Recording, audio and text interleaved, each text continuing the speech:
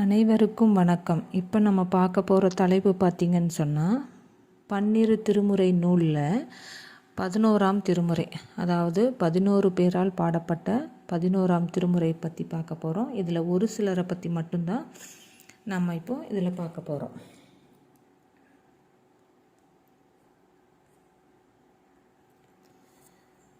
First 11ஆம் திருமுறையினுடைய ஒரு சிறு விளக்கம்.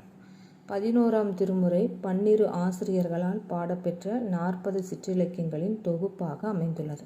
இதில் தேவார ஆசிரியர்கள் காலத்துக்கு முற்பட்ட நூல்களும் இணையப்பட்டுள்ளன. 9 திருமுறைகளில் முருகனை பற்றி பதிகங்கள் இணைக்கப்பட்டிருப்பதைப் போல விநாயகர் வழிபாட்டு நூல்கள் சில இத்திருமுறைகளில் இணையப்பட்டு உள்ளன. மேலும் சைவ அடியார்களாகிய கண்ணப்பர், திருஞான சம்பந்தர், திருநாவுக்கரசர் முதலியோர் மீதும் பாடப்பட்ட பதியங்களும் சிற்றிலக்கியங்களும் இத்தொகுதியில் இடம்பெற்றுள்ளது. சிவன் சிறப்புரைக்கும் திருமுறைகள் 11ஆக தொகுக்கப்பட்டுள்ளது. 11ஆம் திருமுறையில் சைவ அடியார்கள் குறித்த இலக்கியங்கள் தொகுக்கப்பட்டு உள்ளன. அடியார் சிறப்புரைக்கும் பெரிய புராணம் 12ஆம் திருமுறையாக ஏற்றுக்கொள்ளப்பட்டது.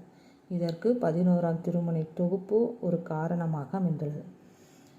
திருமுக பாசுரம் 11ஆம் திருமுறையில் முதலாவதாக இடம்பெற்றிருப்பது மதிமலி புரிசை மாடக்கூடல் என தொடங்கும் ஒரு சீட்டுக்கவி பாடலாகும். சீட்டுக்கவி என்பது ஒருவர் மற்றவருக்கு வழங்கும் அறிமுக கடிதம் ஆகும். இதனை திருமுக பாசுரம் என்று கூறுதல் வழக்கம். மதுரையில் வாழ்ந்த பாணபுத்திரன் என்பவரை ஆதரிக்குமாறு சிவபெருமான் சேரமான் பெருமான் நாயனாருக்கு எழுதி கொடுத்த பரிந்துரை கடிதமாக இது அமைந்துள்ளது. காரைக்கால் அம்மையார் 11ஆம் திருமுறையில் 2ஆவதாக இடம்பெற்றுள்ள பணுவல்கள் காரைக்கால் அம்மையார் அருளியன. இவரது 4 பணுவல்கள் இத்தொகுப்பில் உள்ளன. திருவலங்காட்டு மூத்த திருப்பதிகம், திருவிரட்டை மணிமாலை, அற்புத திருவந்தாதி என்பன இவை. அம்மையாரை சுந்தரமூர்த்தி சுவாமிகள் தம் திருத்தொண்ட தொகையில் பேயார் என்று குறித்துள்ளார். அதாவது இவர் அருள் வரலாறு பெரிய புராணத்தில் விரிந்து உரைக்கப்பட்டுள்ளது. சிவபெருமானால் அம்மையே என்று அழைக்கப்பெற்ற பெருமை மிக்கவர்.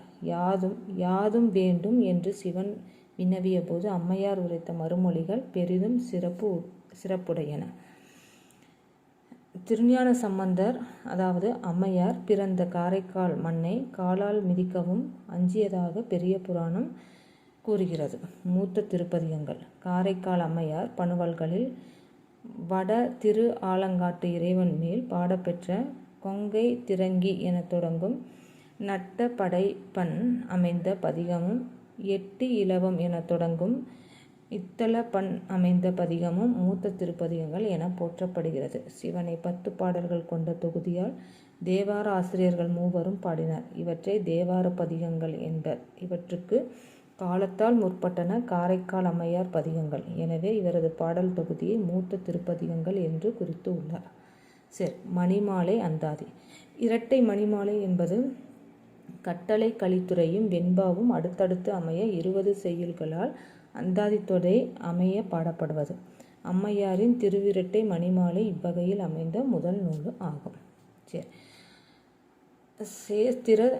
சேஸ்திர திருவெண்பா ஐயடிகள் காடவர்கோன் என்பவரால் பாடப்பெற்ற சிறு நூல் சேஸ்திர திருவெண்பா. சேஸ்திர திருவெண்பா என்பது 24 வெண்பாக்களை கொண்டுள்ள இந்த நூல் சிவத்தலம் ஒவ்வொன்றின் சிறப்பு உரைத்து அமைந்துள்ளது. பல பாடல்கள் நிலையாமை குறித்தும் அமைய பாடப்பட்டுள்ளது. சேரமான் பெருமாள் நாயனார் பெரிய புராண அடிகளில் ஒருவரும் சேர மன்னரும் சுந்தரமூர்த்தி சுவாமிகளின் நண்பருமான சேரமான் பெருமாள் பாடிய 3 பணுவல்கள் அடுத்தடுத்து 11ஆம் திருமுறைகளில் தொகுக்கப்பட்டு உள்ளன. அவை பொன் வண்ணத்து அந்தாதி, திருவாமூர் முன்மணிமாலை, திருக்கைலாய ஞான உலா என்பன. இவற்றில் பொன்வண்ண அந்தாதி தில்லையில் பாடப்பெற்றது. கட்டளை கலித்துறை யாப்பில் அமைந்தது. 100 பாடல்களை கொண்டது.